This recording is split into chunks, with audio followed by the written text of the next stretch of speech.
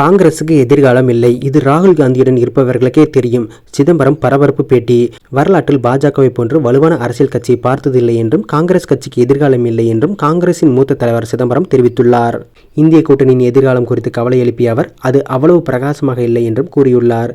காங்கிரஸ் கட்சியின் மூத்த தலைவரும் முன்னாள் மத்திய அமைச்சருமான சல்மான் குர்ஷித் மிருத்யுஞ்சய் சிங் யாதவுடன் இணைந்து எழுதிய புத்தகம் An Inside Story of the 2024 Elections. இந்த புத்தகத்தின் வெளியீட்டு விழா டெல்லியில் உள்ள இந்திய சர்வதேச மையத்தில் நடைபெற்றது. இதில் கலந்து கொண்டு பேசிய காங்கிரஸ் கட்சியின் மூத்த தலைவர்கள் ஒருவரான ப. சிதம்பரம் வரலாற்றில் பாஜகவை போன்ற பலமான அரசியல் கட்சியை தான் பார்த்ததில்லை என்று கூறினார். இதுகுறித்து விரிவாக பேசிய அவர், எனது அனுபவத்திலும் படித்த வரலாற்றில் இருந்தும் சொல்கிறேன், இவ்வளவு வலுவான ஒருங்கமைக்கப்பட்ட அரசியல் கட்சி வேறு எதுவும் இல்லை.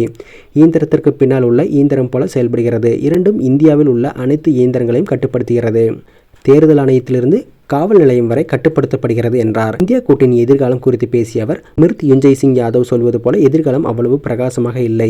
இந்தியா கூட்டணி இன்னும் அப்படியே இருப்பதாகவும் நினைக்கிறேன். எனக்கு நிச்சயமாக தெரியவில்லை. இந்திய கூட்டணி முழுமையாக அப்படியே இருந்தால் மிகவும் மகிழ்ச்சியாக இருக்கும். ஆனால் அது பலவீனமாக தெரிகிறது. அதை ஒன்றாக இணைக்க முடியும். இன்னும் நேரம் இருக்கிறது. இன்னும் பல நிகழ்வுகள் நடக்க உள்ளன. இந்தியா கூட்டணி ஒரு வழக்கமான அரசியல் கட்சி எதிர்க்கவில்லை, ஒரு வலிமையான அமைப்பை எதிர்க்கிறது, எதிர்த்து போராடுகிறது. இந்த வலிமையான அமைப்பை அனைத்து முனைகளிலும் எதிர்த்து போராட வேண்டும். 2029 தேர்தல் பாஜகவை வலுப்படுத்தலாம் அல்லது முழுமையான ஜனநாயகத்தை மீட்டெடுக்க வழிவகுக்கும் என்றார்.